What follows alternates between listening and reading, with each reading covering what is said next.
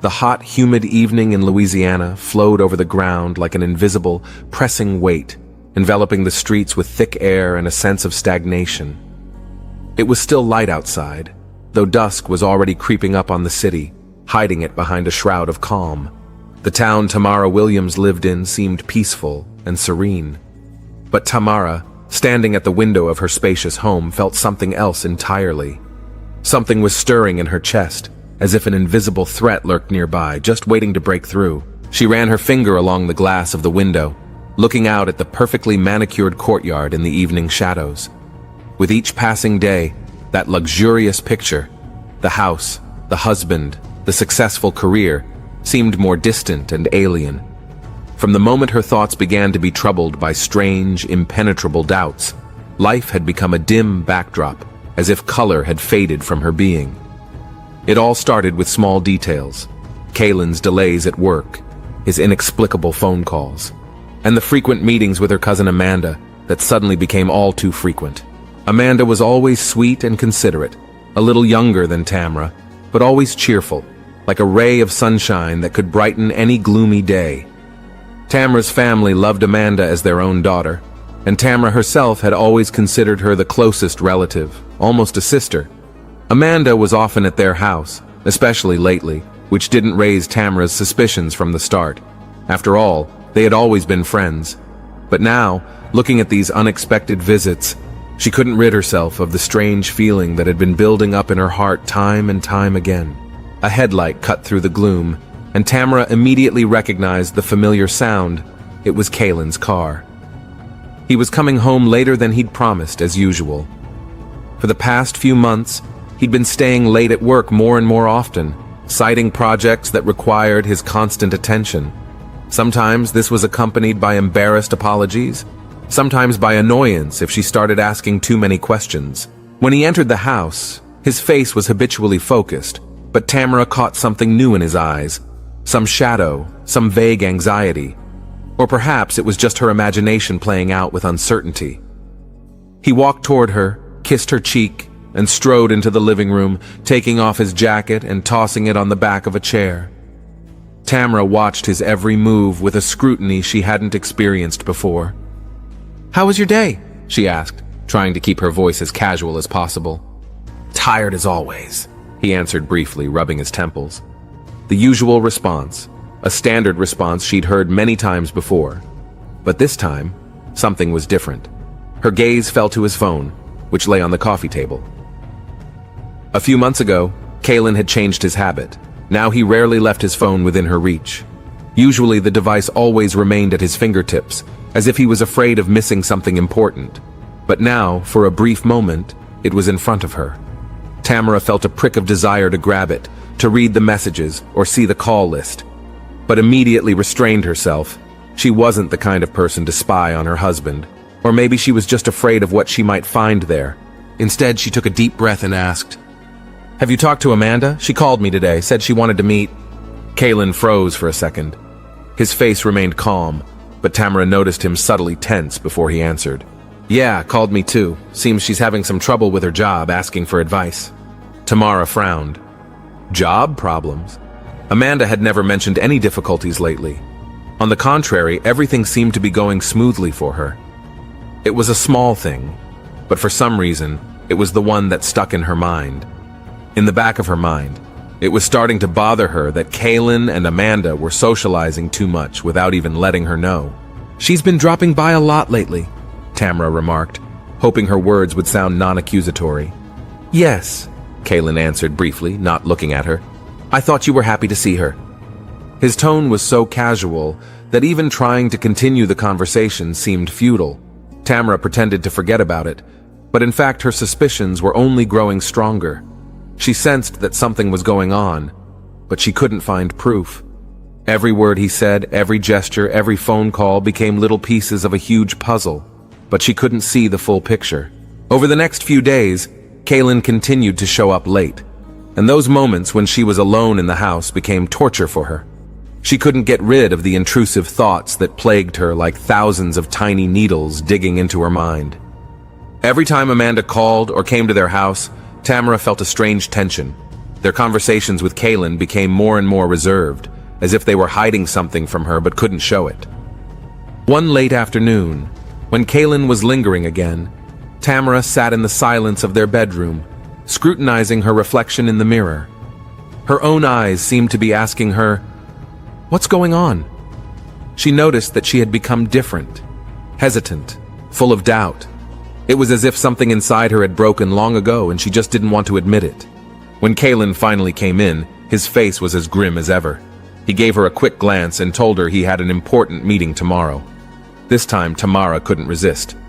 "Do you really go to work, or are you just meeting someone?" He froze for a moment and a heavy silence hung in the air. "What do you mean by that?" he asked coldly, his voice a little harsher. "You know what I mean. It's like you've been different lately. Constant calls, meetings. Amanda's at our place almost every day. What's going on, Kaylin?" He exhaled slowly, turning away from her. "You're imagining things, Tamara. It's just work." Tamara felt her heart slow down. She'd learned nothing again. The answers were sinking into the shadows, but something deep inside her still screamed. The truth couldn't be that far away. She never spoke of it again. But from then on, a shadow settled in her house forever. It had been a week since the night Tamara had first allowed herself to speak to Kaylin about her suspicions. Their conversation had ended in nothing. His assurances that everything was fine had left only bitterness and coldness in her soul. However, Tamara couldn't just let go of her feelings. The shadow of distrust continued to haunt her like a dark premonition that couldn't be ignored. Kaylin still came home late, avoided unnecessary conversation, and averted his eyes when she asked him about work. Amanda also started showing up at their house less often, which seemed odd considering her recent frequent activity. Tamara felt like a prisoner of her own thoughts, unsure of what to do next. Her suspicions grew every day, but there was still no proof. One evening, when Kaylin was late at work again, Tamara sat in the silence of their spacious kitchen. The light fell dimly on the polished surface of the table, and the muffled sound of cicadas could be heard outside the window. She glanced at the phone that lay in front of her, contemplating whether to call Amanda. Her cousin hadn't been in touch at all the last few days, which was odd.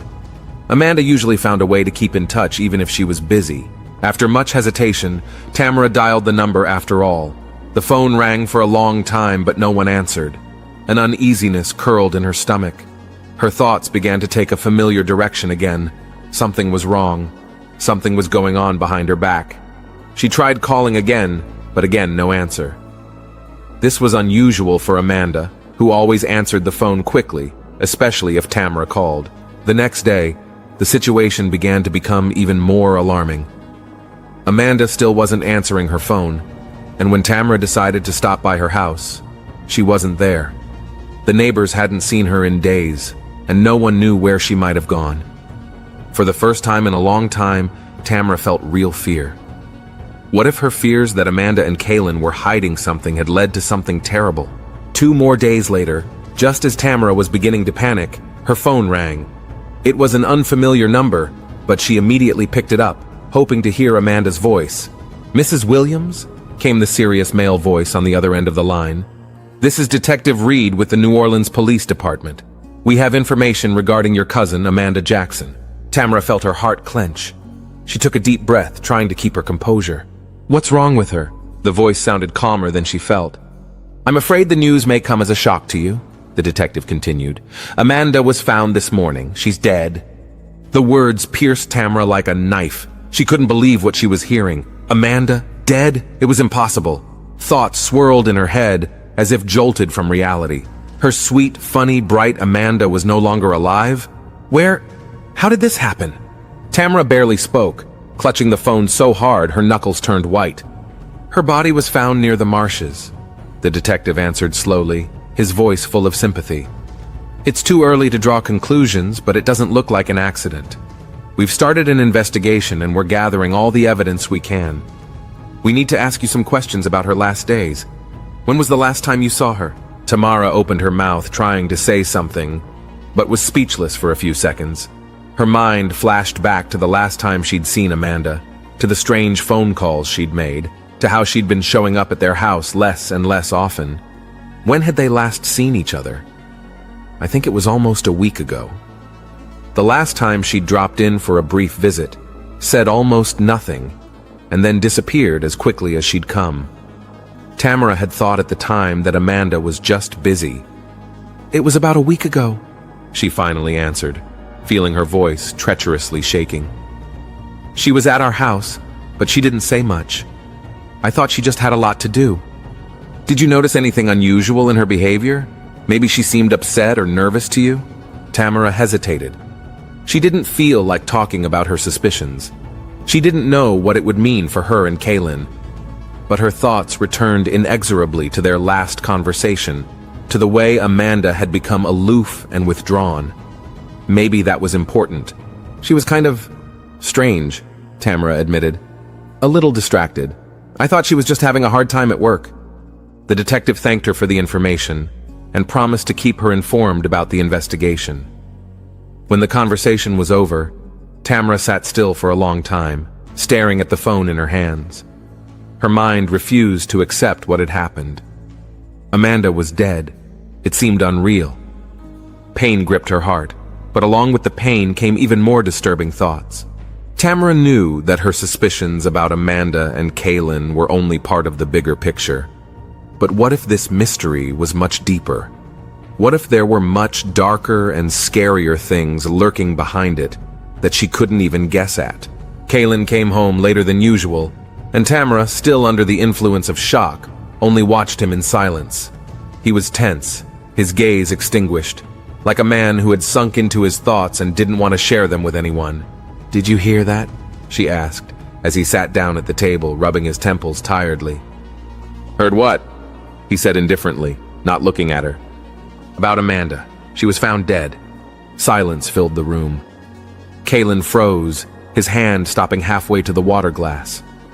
Then he raised his eyes to Tamara, and she caught something strange in his gaze. Not shock, not pain, but something that looked more like fear or anxiety. "How?" he asked finally, his voice too flat to sound sincere. "Her body was found on the marshes. The police say it wasn't an accident," she said, watching his reaction carefully. Kaylin lowered his head, his face impassive. He slowly set the glass on the table and ran his hand over his face, as if trying to hide something. Tamara couldn't help but notice how nervous he was. But what did it mean? Was he really upset? Or was there something else lurking behind it? Tamara decided not to continue the conversation, though her mind was buzzing with questions. She sensed that something important was eluding her, that Kaylin wasn't telling her the whole story, but she didn't yet know how to get him to open up. This was just the beginning. Detective John Reed was one of those used to facing the worst sides of human nature. In his 20 years on the New Orleans police force, he'd seen it all: cold murders, brutal fights, betrayals, and lies. But each new death carried its own tragedy, and the case of Amanda Jackson immediately seemed to him particularly complex. When the young woman's body was found on the edge of the swamp, Reed knew at once that this was no ordinary crime. There was a thick fog over the marshes that day, hiding the world behind a thin veil. Amanda's body was found by a fisherman who had stumbled upon it by accident when he came to check his nets. The woman was lying on her stomach, her hair tangled, her clothes stained with mud. At first glance, it looked like an accident. The young woman had simply gotten lost and drowned in the marshes, but Detective Reed felt that this was only an outward appearance. An examination of the scene made it immediately clear to him it was murder. Amanda's body was neatly planted on the shore, her clothes not torn as if she had been fighting for her life. Moreover, a slight expression of fear was evident on her face, as if at the last moment before her death, she had realized what awaited her. Examining the body, Reed noticed the strangulation marks on her neck, faint but noticeable. This was not an accidental death. "She has no visible injuries," said one of the medical examiners examining the body. "But these marks on her neck clearly indicate a violent death. It's not an accident." Reed nodded, pocketing the notebook he'd been jotting down his observations. "Something tells me this isn't just a murder," he said thoughtfully. "There's more to it than that." He looked around. The swamps were empty, with only lone trees and murky water surrounding them. The place where the body had been found seemed cut off from the world. The killer must have known that his actions would go unnoticed if he hid the body here. Reed felt an uneasy feeling. Whoever had done this knew how to cover their tracks. When Amanda's body was taken to the morgue, the detective began looking for clues. The first thing he did was go to the home of the deceased's relatives. He needed to find out more about her life, her surroundings, and possibly those who might have wished her harm. He was met on the doorstep of the Williams home by a scowling, middle-aged woman, Tamara, Kaylin Williams' wife. Her eyes were red from crying, but she tried to stay calm. "Detective Reed," he introduced himself, showing his ID. "I'm investigating the death of your sister, Amanda Jackson. I need to ask you a few questions." Tamara nodded, inviting him inside. The spacious living room smelled of coffee and despair. The woman's husband, Kaylin, was in the kitchen, sitting at the table with a detached look. Reed immediately sensed that this family was harboring more than just grief of loss. "When was the last time you saw Amanda?" Reed began, pulling out a notebook. Tamara looked confused. "A week ago," she answered quietly. "She came to my house, worried about something, but didn't say anything specific. We haven't spoken since. I tried calling her, but she didn't answer." Reed raised his eyes to Kaylin, who sat in the corner, avoiding the detective's gaze. "What about you, Mr. Williams? When was the last time you saw her?" Reed asked, watching his reaction. Kaylin raised his head slowly, his gaze blank. "I've seen her a couple times," he said, crossing his arms over his chest. "We occasionally chatted when she stopped by for a visit. The last time was a few days ago when she came by on business. I don't know what happened to her." The tone of his voice was cold, as if Amanda's death hadn't affected him as much as it should have.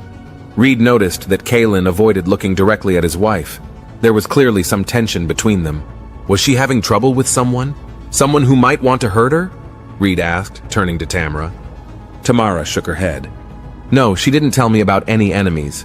She always had a good relationship with people, especially her family. The only thing that bothered me was..." She hesitated, as if hesitating to say something important. Reed stepped forward, sensing that something really important was about to be said. "What was bothering you?" he asked softly. Tamara looked at her husband, then back at the detective. Amanda had been acting strangely lately. She seemed nervous, often avoiding conversation. I even thought she might be having some trouble on the personal front. Maybe she was seeing someone and it got her killed? But she never told me anything specific. Reed nodded. This information could prove important. If Amanda was seeing someone, it could explain her strange behavior and maybe even her death. In Reed's eyes, however, Kaylin looked increasingly suspicious. His silence and detachment seemed abnormal for a man who had lost a relative. After meeting with Williams, Reed headed to the local police station to meet with his colleagues and discuss next steps. An important aspect of the investigation was the examination of Amanda's phone records. As they gained access to her phone, the situation began to become clearer.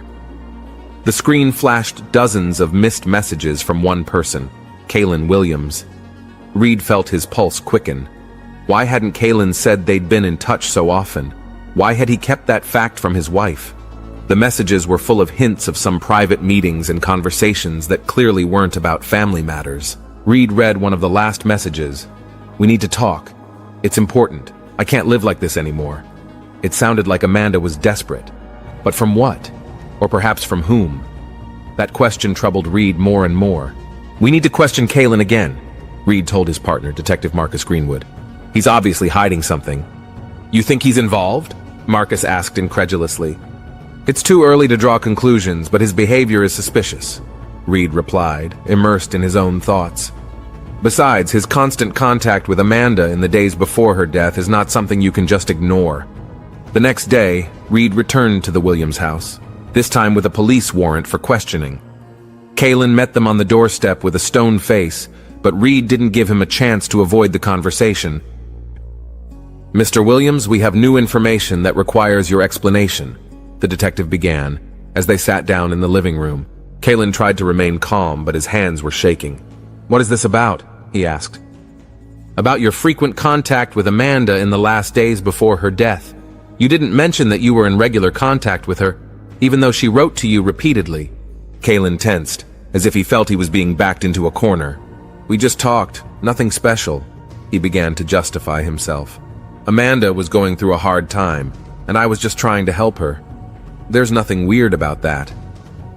Did you tell her that you couldn't live like this anymore? Reed quoted one of the messages, casting a hard stare at Kaylin. The man turned pale.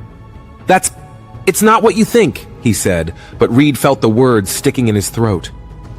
Then tell us what it means, Reed demanded quietly but insistently. Kaylin sighed heavily and lowered his head. His body tensed as he struggled with the internal decision of whether to tell the truth or continue lying. The tense silence dragged on, and Reed felt like something was about to happen. But suddenly Kaylin looked up, and his eyes, full of anxiety, met the detective's. I didn't want to talk about it because I didn't know how my wife would take it, he began quietly, as if afraid of his own voice. But I was really close to Amanda, closer than I should have been. Reed held back his emotions. He'd been prepared for this, but still, every word Kaylin said sounded like a nail in the coffin of their family secret. What do you mean, closer? The detective asked cautiously. We started seeing each other a few months ago, Kaylin said quickly, as if in a hurry to get rid of the burden. It started casually, but then it got out of control. I wanted to stop, but Amanda wouldn't let me stop. She was emotionally unstable, constantly threatening to tell my wife everything if I didn't leave her. It was a nightmare. Reed nodded, but didn't interrupt Kaylin. He knew the man needed to talk right now. The last few days before she died, she started texting and calling me, begging to see me. I agreed because I couldn't take the pressure anymore. The day she died, we met at a cafe. She told me she was pregnant. Kaylin stopped talking, his face contorted in pain. She demanded I leave Tamra, and if I didn't, she'd tell me everything. The detectives looked at each other in silence. This confession changed everything, but it didn't solve the biggest mystery. How did Amanda end up dead? And what happened after the meeting? Marcus asked, as Reed continued to study Kaylin's reaction. I was in shock, but I told her I wasn't going to leave my wife. We had a fight and she left. Kaylin spoke faster and faster, as if he wanted to get the truth out as quickly as possible. I never saw her after that. I swear I didn't kill her. But you were the last person to see her alive, Reed reminded him coldly. And you had motive. Kaylin turned even paler, realizing that his situation was getting worse. I didn't kill her. Yes, we had our problems, but I would never... He stopped talking, covering his face with his hands. I just wanted it all to be over. Reed listened intently, but his experience told him that Kaylin's confession was just the tip of the iceberg. He understood that the love triangle between Kaylin, Tamra, and Amanda was the basis for the tragedy. But there were still a lot of questions. How had Amanda ended up in the swamps? And most importantly, who killed her? After the interrogation, Reed gathered his team to discuss next steps. Kaylin's confession was a strong argument, but the detective felt it wasn't enough to draw any conclusions. We need to look into her surroundings in more detail, Reed began in the meeting. First of all, we need to find out if Amanda had any other connections besides Kaylin. She could be seeing someone else. Maybe that person was the real threat. I'll check her calls and emails from the last few weeks, Marcus suggested. That might give us some additional leads. One more thing, Reed added. We know Amanda was pregnant. That could be a key factor. We need to see if the baby was really Kaylin's, or if there's someone else we don't know about yet.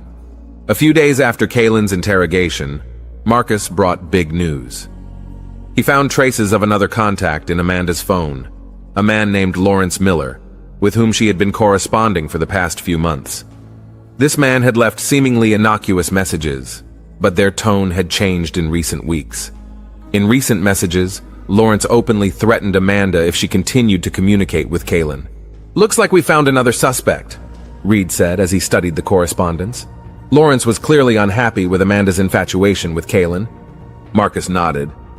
He works for a construction company, lives in the suburbs. We should interrogate him.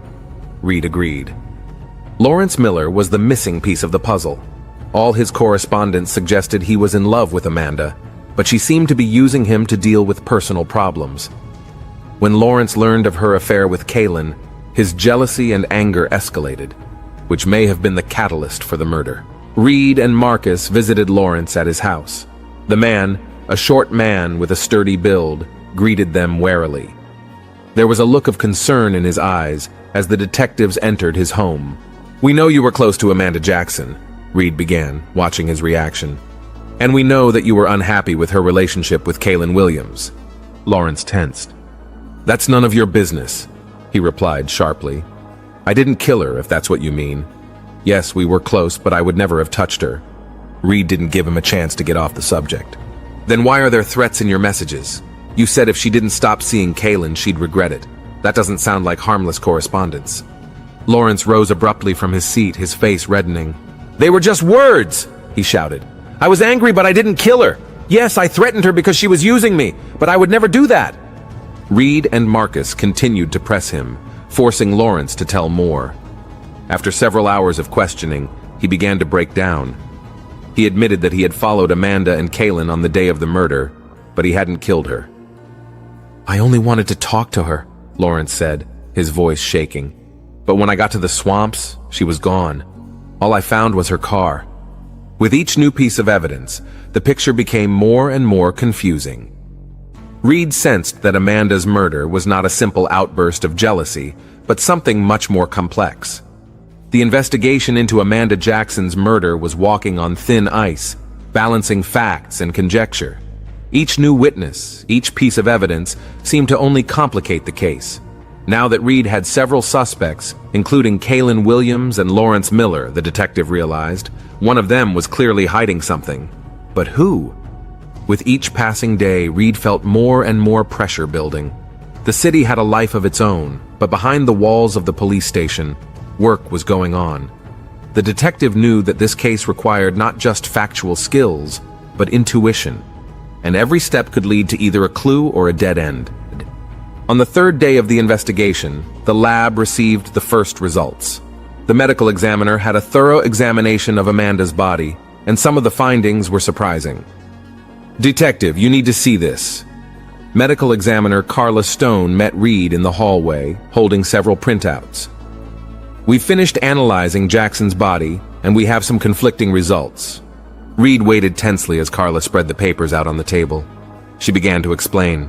First of all, there were indeed strangulation marks on her neck. However, judging from the indentation in the fabric, the killer used a rope or belt, not just his hands. That already ruled out accidental strangulation or panic on the part of the attacker. Reed nodded, trying to relate this information to what he already knew about the suspects. Second, we found traces of soil under her fingernails, Carla continued. And this is where things get weird. The soil doesn't match the soil in the area of the swamp where the body was found. That statement made Reed freeze. Where was it before it went into the swamp? He asked, already sensing that he was getting more questions than answers. We did some more research and found that this soil is more consistent with areas near roads and paved areas.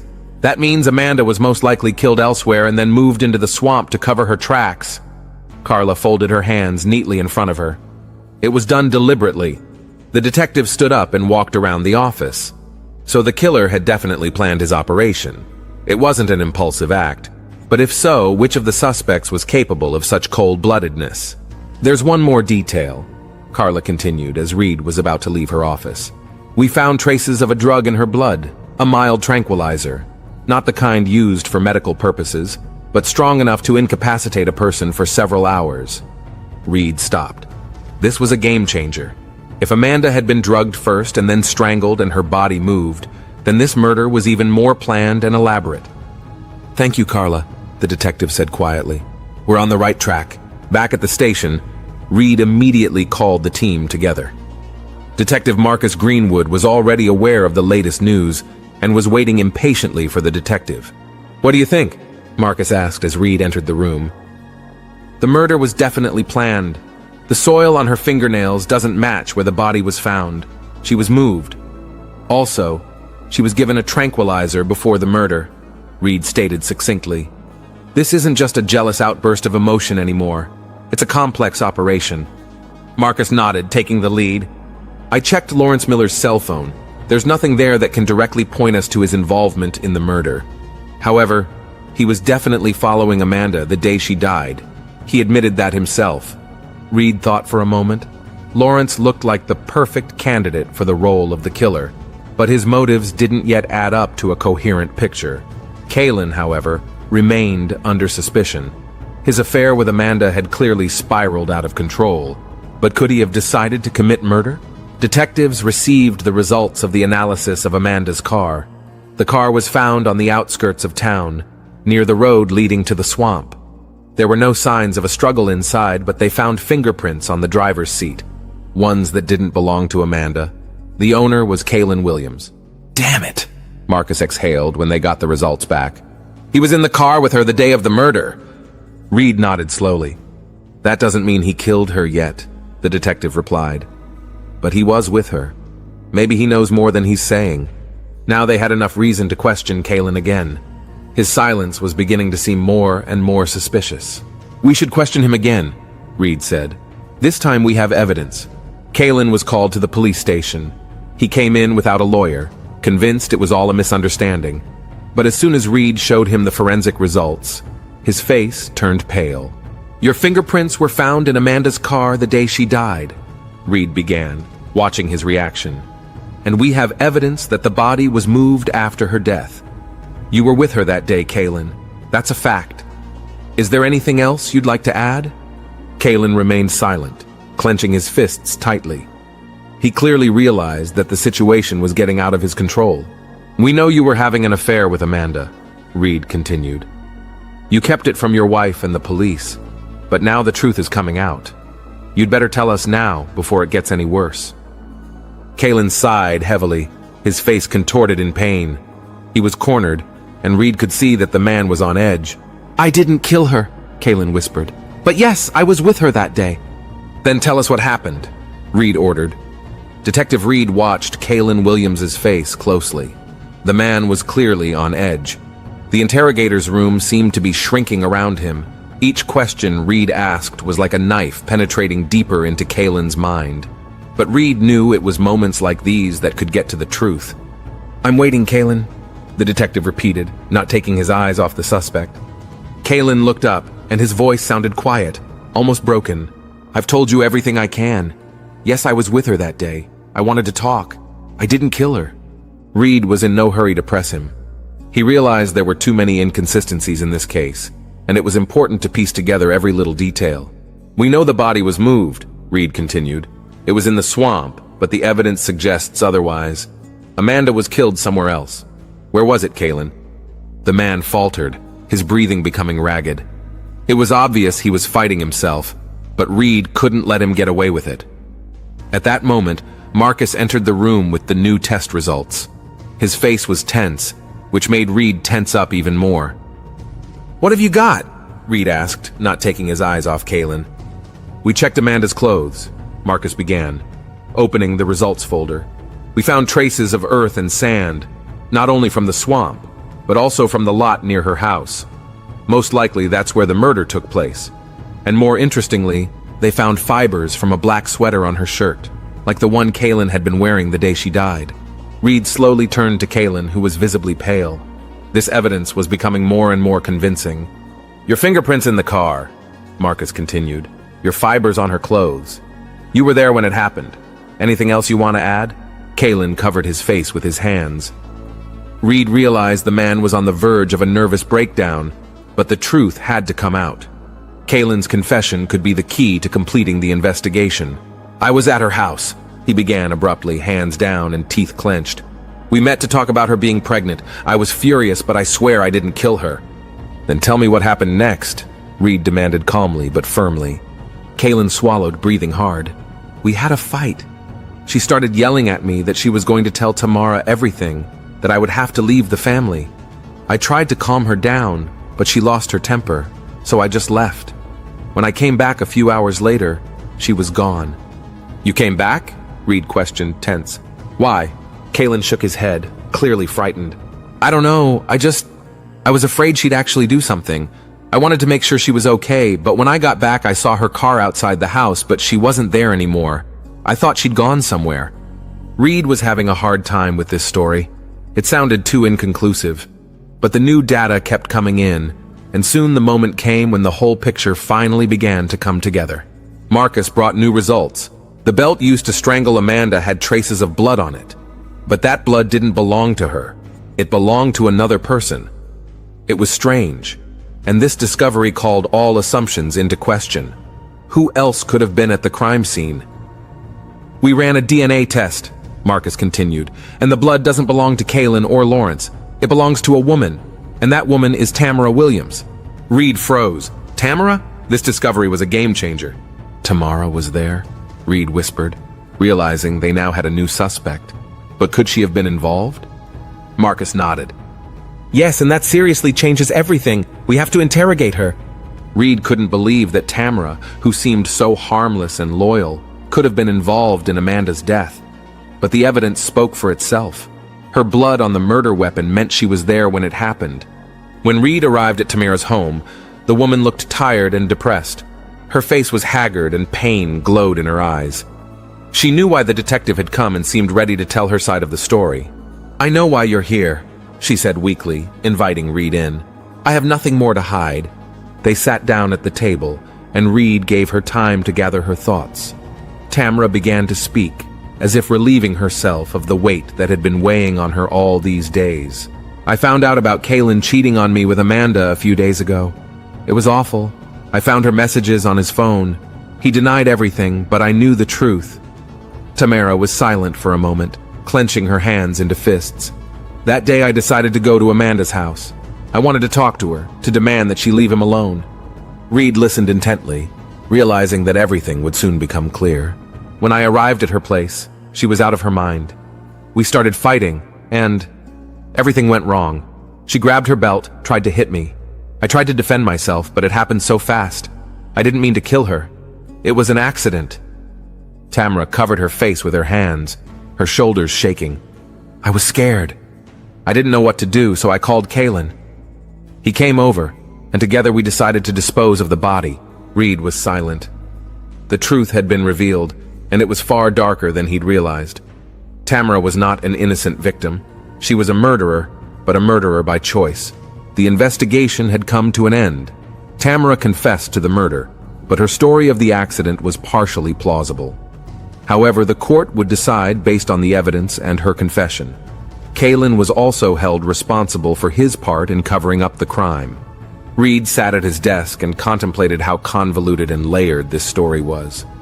What started out as a standard love triangle case had turned into a complex drama in which no one was truly innocent. Tamara and Kaylin's world crumbled like a house of cards. And now Detective Reed could close the case, but he bitterly realized that such stories never have happy endings. The guilty were punished, but the price they paid was too high for everyone.